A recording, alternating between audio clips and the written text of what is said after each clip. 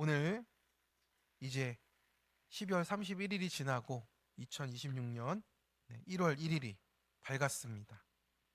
네. 오늘 설교의 제목은 여호와의 얼굴을 향하는 인생입니다. 네, 우리 옆에 있는 우리 성도님들에게, 우리 가족들에게 여호와의 얼굴을 향하는 인생 되십시오. 이렇게 인사하겠습니다. 할렐루야. 아멘. 네, 2026년 병오년이 밝았습니다. 네. 네, 붉은 말의 해라고도 하는데, 네. 네, 성도 여러분, 제가 짧은 시 한 편을 읊어 드릴 테니 이 시의 제목이 무엇인지 한번 맞춰 보시기 바랍니다. 주문한 적이 없는데 새벽같이 배송되고 고객센터에 전화해도 반품은 절대 안 되는 것. 너는 대체 왜 왔니? 네, 이 시편, 이 시의 제목을 알려주시기 바랍니다. 뭘까요? 네, 아시는 것 같은데 모르세요? 나이 한 살 추가입니다. 네, 아쉬우십니까? 아니면 속이 시원하십니까? 네, 우리는 오늘 한 해를 보내고 또다시 새해를 맞이했습니다. 마치 주문하지도 않았는데 우리 집 문 앞에 툭 던져진 택배 상자 같습니다. 반품할 수도 거절할 수도 없는 365일이 커다란 선물이 우리 앞에 또 놓여 있습니다. 그런데 이 상자를 여는 것보다 훨씬 중요한 것이 있습니다. 바로 이 선물을 들고 어디로 가느냐이지요. 세상 사람들은 이 시간을 그저 이제 새 출발이라고 말하며 들뜨지만 성도인 우리는 좀 다르게 봐야 합니다. 영국의 유명한 작가인 C.S. 루이스는 이런 말을 했습니다. 잘못된 길을 가고 있을 때 가장 빨리 가는 방법은 당장 뒤로 돌아가는 것이다. 새해가 되었다고 해서 인생이 자동으로 새로워지지는 않습니다. 엔진이 아무리 좋아도 핸들이 고장난 차는 엉뚱한 곳으로 가기 마련인 것이죠. 핸들을 바꾸지 않으면, 방향을 바꾸지 않으면 시간은 2025년에서 2026년으로 바뀌었지만 우리의 삶은 여전히 잘못된 곳을 향해 달려가는 것입니다. 그렇게 성경은 이 송구영신의 시간을 단순히 축하하는 시간이 아니라 나의 핸들과 방향을 점검하라고 이렇게 우리에게 말씀하고 있습니다. 오늘 우리가 읽은 요나서가 바로 그 이야기를 우리에게 해주고 있는 것이죠. 우리는 요나를 말씀 듣고 도망가다가 물고기 뱃속에 들어간 못난 선지자로 기억을 합니다. 하지만 사실 요나도 사실은 능력이 없었던 사람은 아니에요. 열왕기하 14장을 보면 이스라엘의 회복을 예언하고 또 성취했던 아주 유능하고 또 믿음이 있었던 선지자였습니다. 말씀도 알고 은혜도 경험했고 사명이 무엇인지도 체험해 보았던 사람이에요. 그런데 그런 선지자 요나도 지금은 하나님의 말씀 앞에 감당하기 어렵다고 자신의 인생을 핸들을 다른 곳으로 꺾으면서 하나님의 명령을 또 외면하고 있습니다. 우리도 그 말씀 앞에서 요나처럼 해야 할지, 또 우리는 이 2026년 새해 첫날 우리는 어떤 선택과 마음으로 나아가야 할지를 묵상해 보고자 합니다. 첫째로 나에게 맡겨주시는 사명이 있습니다. 1절의 말씀이에요. 여호와의 말씀이 아미떼의 아들 요나에게 임하니라 이르시되.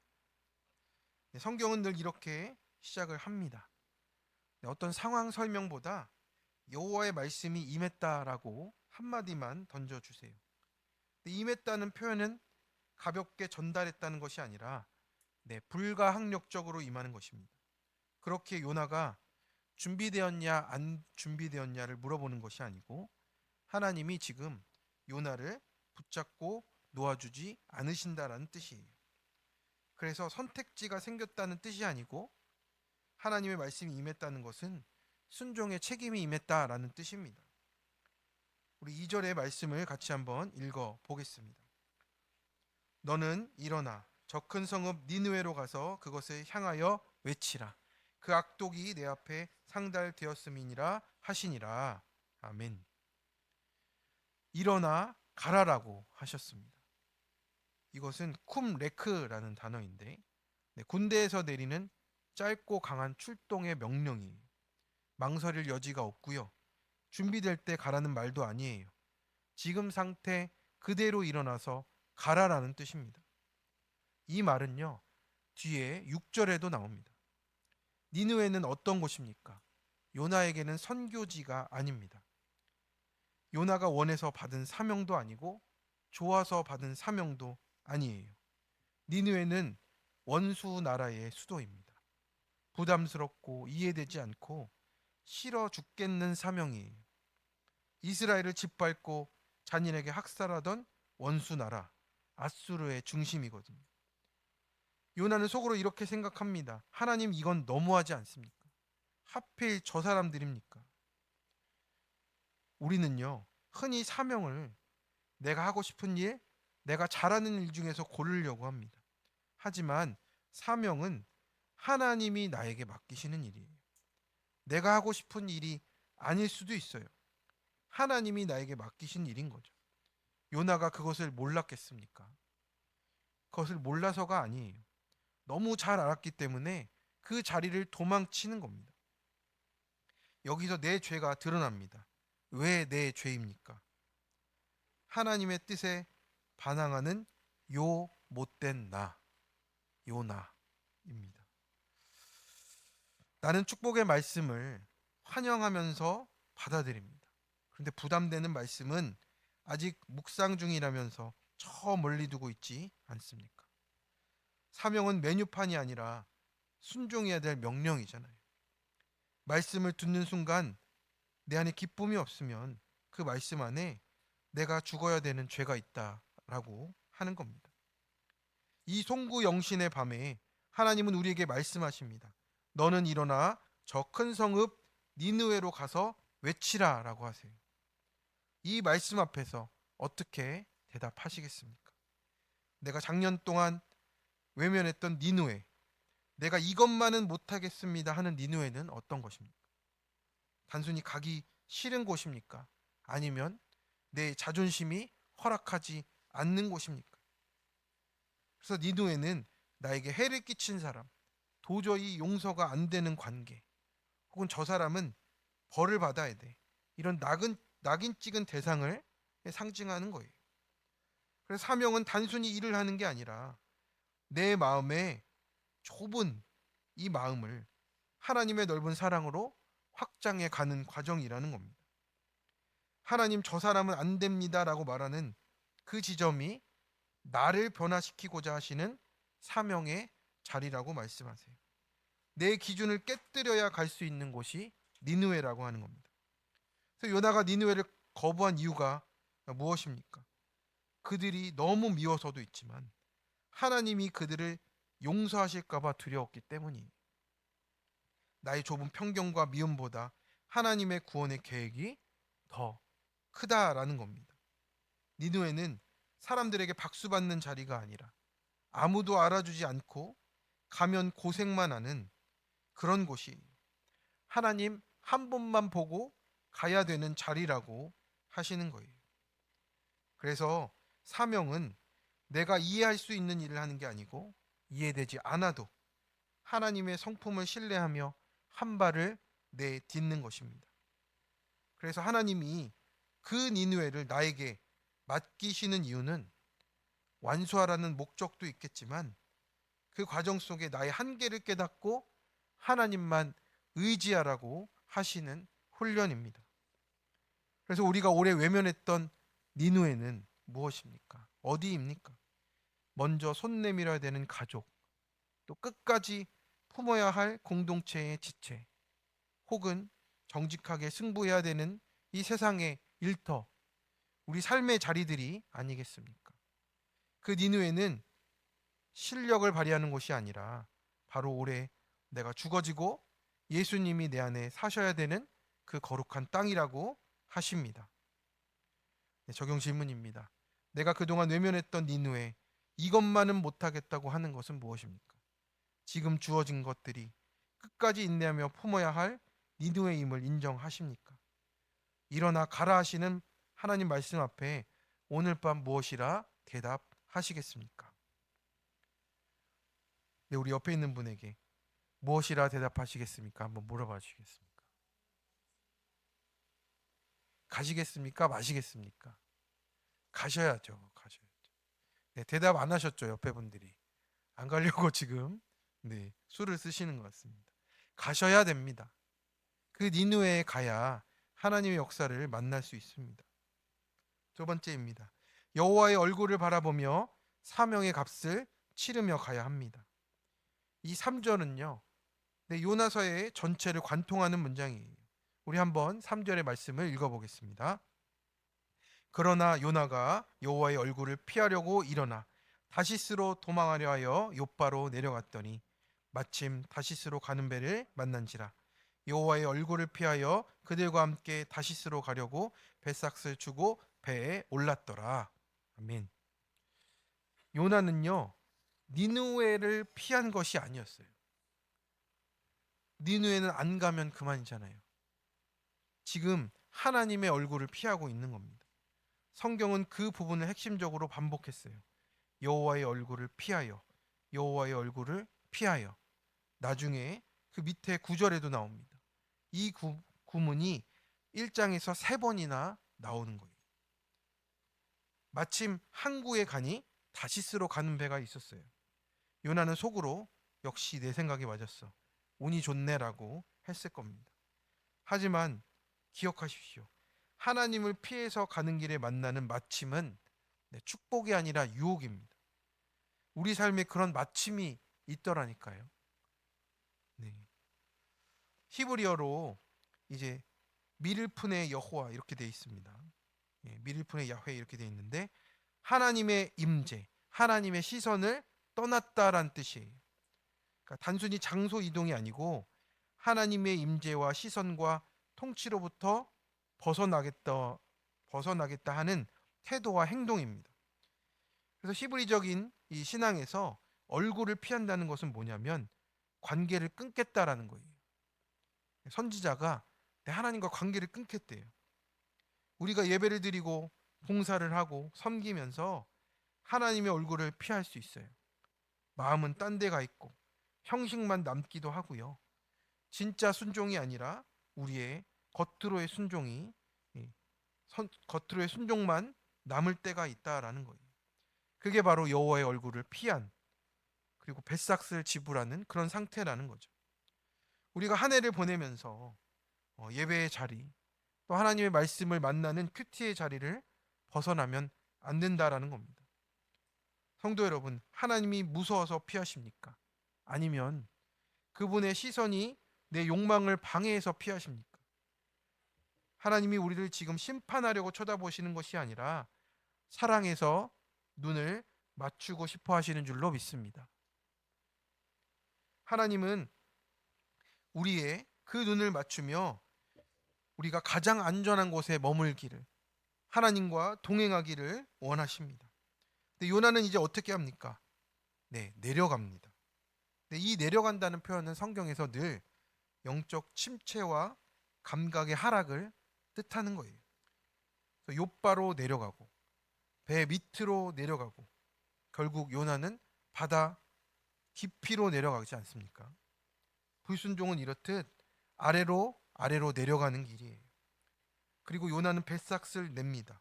뱃삭을 주고 배에 타는 거예요. 우리는 흔히 이렇게 말합니다. 하나님, 이건 지금 제 상황에 너무 어렵습니다. 제가 받아들일 수가 없습니다. 조금만 밀어 주십시오. 그러나 요나는 우리에게 보여주고 있어요. 우리가 미루고 받아들이지 않는 것은 중립이 아니고 방향 이탈이라고 말하고 있는 겁니다. 이 장면이 참 현실적이잖아요. 불순종도 공짜가 아닙니다. 편한 길처럼 보이지만 값을 치르고 가는 거예요. 미국의 한 목사님이 이렇게 비유했습니다. 사명의 자리에서 도망치는 것은 할부로 재앙을 구매하는 것과 같다. 처음에는 계약금만 내면 될 것 같지만 나중에는 인생 전체를 이자로 지불하는 것이다. 네. 빚지고 사는 인생이 참 힘들다는 것을 우리는 모두 너무 잘 알고 있습니다. 할부로 재앙을 구매하는 것과 같다라고 하잖아요. 성도 여러분, 순종에는 하나님이 지불해 주시는 은혜가 있습니다. 근데 불순종에는 내가 지불하는 생고생이 따르는 거예요. 요나는요, 다시스로 가기 위해서 자기 돈을 썼습니다. 시간을 쓰고 돈을 쓰고 건강을 쓰고 감정을 쓰고 모든 에너지를 다 써가며 하나님 피하는 데 다 낭비했습니다. 하나님이 주시는 평안은 은혜로 주어지는데 하나님을 떠나 얻는 가짜 평안은 세상에서 가장 비싼 값을 치르며 가고 있어요. 2026년 한 해 우리 성도 여러분의 귀한 모든 자원을 도망치는 뱃삭스로 쓰시겠습니까? 아니면 사명의 제물로 드리시겠습니까? 사명의 길에 드는 비용은 투자이지만 도망치는 길에 드는 비용은 매몰 비용입니다. 네, 매몰 비용은 어떤 비용입니까? 복구할 수 없는 손실이잖아요. 그것을 우리는 분별하라고 하십니다. 그래서 오늘 이 밤에 우리가 치러야 될 유일한 값은 다시스로 가는 벳삭시 아니라 하나님 앞에 깨어지는 회개의 값인 줄로 믿습니다. 그 값을 치를 때 우리가 비로소 내려가는 인생을 멈추고 하나님께로 올라가는 인생 될 줄로 믿습니다. 적용 질문입니다. 지금 내가 타고 있는 배는 은혜의 배입니까? 내 돈 내고 내가 타는 불순종의 배입니까?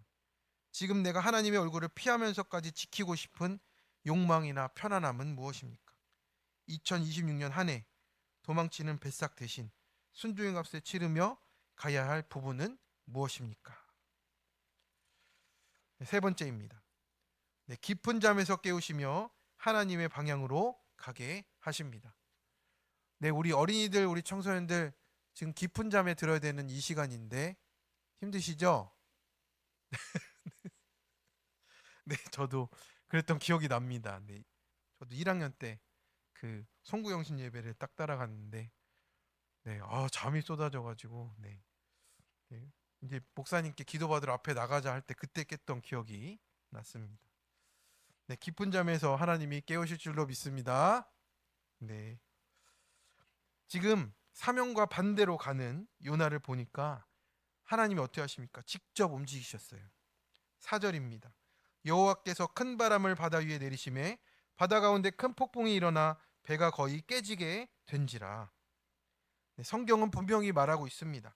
이 폭풍은 사고가 아니에요. 하나님이 바다 위에 내리심에라고 했어요. 그 표현은 투척했다라는 거예요. 우리가 수류탄을 투척했다고 하잖아요. 그렇듯이 이 폭풍을 투척했어요. 요나에게. 하나님이 정확히 겨냥해서 요나의 인생에 던지셨어요. 폭풍은 요나를 죽이려고 온 것이 아니고요. 요나가 타고 있는 불순종의 배를 부수러 온 것이에요. 배가 깨져야 요나가 물로 나오고 물로 나와야 하나님을 만날 수 있기 때문에 그렇습니다.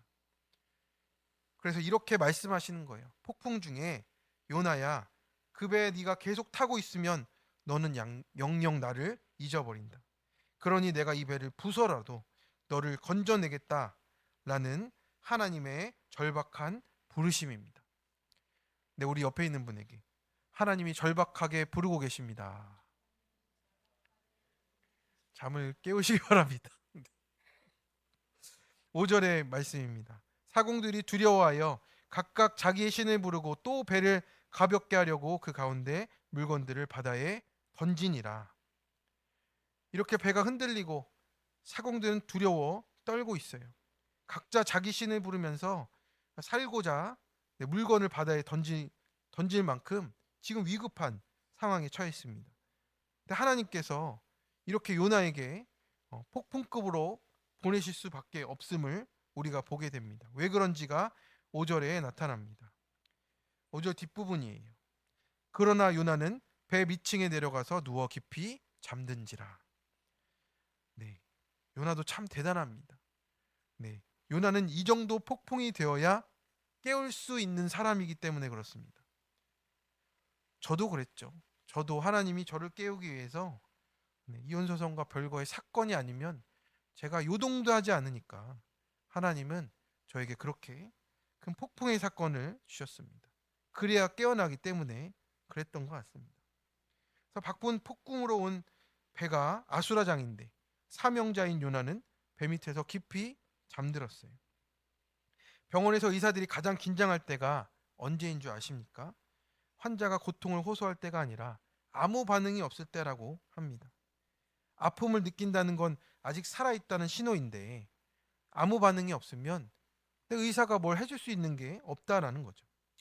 그래서 요나는 폭풍 속에서 잠이 들었어요. 문제가 없는 게 아니라 느끼지 못하는 겁니다. 불순종하면 괴로울 것 같죠? 아닙니다.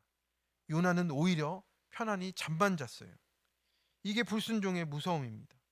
죄 가운데서도 평안하고 말씀 앞에서도 무감각하고 회개가 없으니 잠만 오는 거예요. 영적으로 둔감해지고 이것이 진짜 위기를 불러오는 겁니다. 그래서 하나님은 이 무감각한 요나를 깨우시기 위해 이방인도 사용을 하셨어요. 6절의 말씀을 한번 읽어보겠습니다. 선장이 그에게 가서 이르되 자는 자여 어찌함이냐 일어나서 내 하나님께 구하라. 혹시 하나님이 우리를 생각하사 망하지 아니하게 하시리라 하니라. 아멘. 이 말이 어디서 많이 듣던 말입니다. 2절의 말씀이 하나님의 말씀과 같아요. 일어나서 내 하나님께 구하라. 자는 자여 어찌함이냐 이렇게 부르고 있습니다. 하나님의 말씀이 일어나라는 말씀이 다시 이 선장을 통해서 전해지고 있습니다. 하나님의 말씀 이 일어나라를 거부하고 배 밑바닥까지 내려가서 잠들었던 요나에게 하나님이 세상 사람의 입술을 통해서도 말씀해 주시잖아요. 일어나라. 사명자가 왜 잠들었느냐? 이것은 요나에게 엄청난 수치잖아요. 사명자인 내가 기도하지 않으면요. 나만 잠드는 게 아니라 내 주변 사람들, 가족과 공동체와 모든 지체들이 폭풍 속의 고통을 받게 된다라는 겁니다. 하나님은 때로 우리를 깨우기 위해서 폭풍이라는 알람도 울리시고요. 때로는 믿지 않는 사람의 입을 통해서라도 기도하라고 호통을 치시는 거예요. 부모가 영적으로 잠들어 있으면 자녀들이 세상 풍랑에 떨게 되고 리더가 잠들어 있으면 공동체가 길을 잃는 거예요.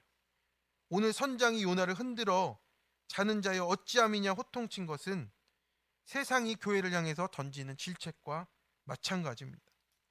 기도해야 될 당신이 왜 잠들어 있냐는 이 음성이 우리 2026년을 시작하는 우리 모두에게 들려지기를 소망합니다. 7절의 말씀입니다. 우리 7절의 말씀을 같이 읽어보겠습니다. 그들이 서로 이르되 자 우리가 제비를 뽑아 이 재앙이 누구로 말미암아 우리에게 임하였나 알아보자 하고 곧 제비를 뽑으니 제비가 요나에게 뽑힌지라. 아멘. 결국 그들이 뽑은 제비는요, 요나를 가리킵니다. 여기서 뽑혔다는 말은 떨어졌대요. 요나 앞으로 그 제비가 떨어졌답니다. 여기에 구속사의 은혜가 있는 거예요. 하나님은 죄를 숨기지 않고 드러내서 살리신다라는 뜻이에요. 제비 뽑기를 통해 요나를 지목하신 것은 요나를 망신 주기 위함이 아니었어요. 오히려 하나님께서 포기하지 않으셨다는 증거입니다. 드러나야 치유가 되고 들켜야 회개가 되는 거예요. 하나님은 우리의 죄를 동네방네 소문내기 위해 드러내시는 분이 아닙니다. 이제 도망을 끝내라고 하시는 거예요. 이제 나와서 내 얼굴을 마주 보자라고 우리를 독대하시겠다라고 부르시는 겁니다. 오늘 이 송구영신 예배의 자리가 우리에게 제비 뽑힌 자리가 되기를 축원합니다. 너는 여기서 죽을 존재가 아니다. 너는 다시 살아서 니느웨에서 구원을 외쳐야 되는 존재다라는 하나님의 거친 사랑의 부르심으로 오늘 우리를 부르십니다. 송구영신의 밤, 하나님이 우리를 깨우시는 이유는 하나입니다. 불순종으로 갔던 다시스가 아니라 이제 내가 가기 힘들고 어려워하는 이 니느웨, 새해에는 이 니느웨에 우리를 보내시겠다 하십니다. 거기 가서 죽은 자도 살려내라고 하나님의 방향으로 가라고 하십니다. 성도 여러분, 이제 요나 1장은 비극으로 끝나지 않습니다. 폭풍 가운데서도 요나를 포기하지 않고 추격하시는 하나님을 보여주는 거예요. 2026년 새해에 우리가 가질 소망은 내가 이제부터 잘 살아야겠다 결심이 아닙니다. 우리의 진짜 소망은 내가 도망쳐도 끝까지 찾아오셔서 폭풍 속에 제비를 뽑아서라도 나를 주님 앞에 앉히시는 하나님의 열심이 우리의 소망인 줄로 믿습니다. 다시스는 우리가 돈 내고 가야 하지만 하나님의 얼굴 앞으로 나가는 길은 이미 예수 그리스도께서 그 값을 다 치르셨습니다. 이제 우리는 방향만 돌리면 되는 거예요. 내가 탄 불순종의 배에서 내려오고 깊은 잠에서 깨어나시기를 바랍니다. 그리고 나를 기다리시는 아버지의 얼굴을 향해 고개를 들어서 여호와의 얼굴을 향할 때 우리 인생의 폭풍이 멈추고 사명의 파도가 우리를 2026년 하나님께서 부르시는 새로운 삶으로 인도하시고 역사하실 줄을 믿습니다. 아멘. 적용 질문입니다. 우리 폭풍을 통해 깨져야 할 나의 불순종의 배는 무엇입니까? 제비 뽑힌 것이 망신이 아니라 하나님의 방향으로 돌이키는 것임이 고백이 되십니까? 깊이 잠든 나 때문에 고통받는 자들을 돌아보며 그 잠에서 깨어나 올 한 해도 기도와 사명을 감당하시겠습니까? 네, 우리 옆에 있는 분에게 감당하시겠습니까? 한번 물어봐주시기 바랍니다. 네, 뭐라고 하시나요? 네, 대답을 꼭 들으시기 바랍니다. 네, 순종이 우리를 살리는 줄로 믿습니다. 아멘. 네, 우리 이 시간 우리 말씀을 놓고 우리 시간 기도하고 또 우리 가족을 위한 기도의 시간으로 함께 나아가겠습니다.